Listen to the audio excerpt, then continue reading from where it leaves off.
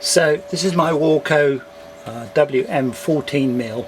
I've had it for a couple of years and I was never quite sure about some of the buttons on this digital spindle height measurement.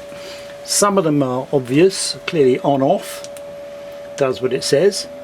You can change from imperial to metric as you like, and clearly at any point you can set the 0. But what are these two buttons for and how do you use them? Well, it's taken me until now to work them out, and this video is just really to help anybody else who has this unit. So the trick with it is that these buttons enable you to have an offset on the 0.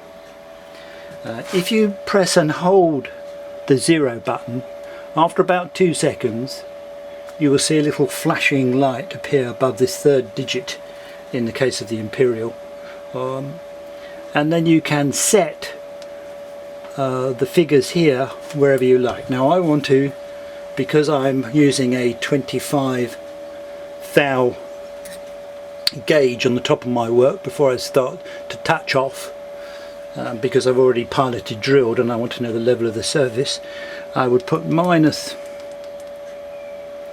25, which you can just do. If you hold that button down it does it in tens, but if you just hold it there gently it does it in units, or in fact half units.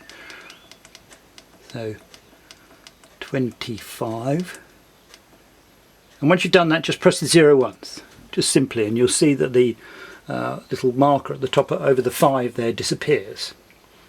So now if I set it to the top of my work in the way I would normally do, by just touching it on the gauge with it trapped between the work, press a 0, you can see now that it's got a 25 automatically there, so that when I come and touch the work it is actually level with the work when it starts.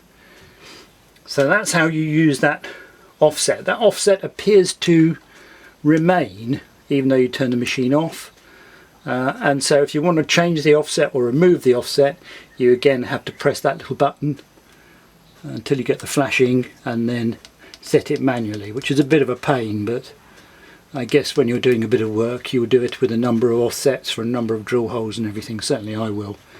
Basically that's how you use the system. It's an offset on the 0. I'll just reset it back to 0 there with 0, and now wherever I set the 0 it will be back to 0. So hopefully that's useful and you understand now what those two buttons are for. Just remember that once you've set that offset, it still seems to remain there forever. So you will see it because when you press the 0 you'll see the offset. Okay, hope you found that useful.